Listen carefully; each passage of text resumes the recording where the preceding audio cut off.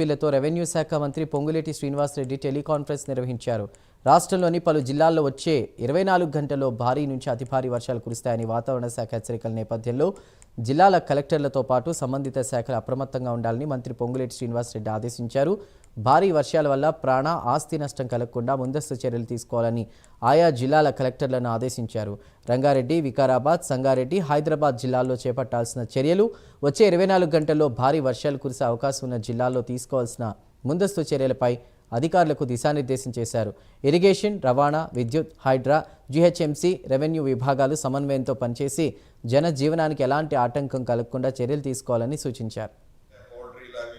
కొన్ని ప్రాంతాల్లో ఇంతకుముందు సిఎస్ గారు చెప్పినట్లు అది వికారాబాద్ కానీ, రంగారెడ్డి కానీ, సంగారెడ్డి కానీ ఆ జోన్ అంతా కూడా అతి భారీ వర్షాలు ఆల్రెడీ పడ్డాయి. ఇప్పటికే దీని ప్రభావంతో కొన్ని పడబోయేవి కూడా ఇందాక సిఎస్ గారు కొన్ని జిల్లాలు చెప్పారు. ఆ జిల్లా కలెక్టర్లు అందరూ కూడా లైన్లో ఉన్నారు.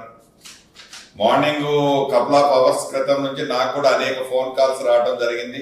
మూసీ పరివాహక ప్రాంతంలో పైన వికారాబాద్ లో అతి భారీ వర్షాలు పడ్డ కారణంగా ఆ జోన్ అంతా కూడా రివర్ కంటే పైన అటొక 1/2 కిలోమీటర్లు ఇటొక 1/2 కిలోమీటర్లు రివర్ స్ప్రెడ్ అయ్యి మొత్తం ఇట్లా వాష్అవుట్ అవుతూ జరుగుతుంది అనేది వచ్చింది. కొన్ని ఇప్పటికే పౌల్ట్రీలు అవి కొన్ని చోట్ల దెబ్బతిన్నాయి అనేది న్యూస్ వచ్చింది. హైదరాబాద్ సిటీలో కూడా చాలా ప్రాంతాల్లో నీటిమయమైనవి, హెవీ ఫ్లడ్ పడటం వల్ల, హెవీ వర్షం పడటం వల్ల.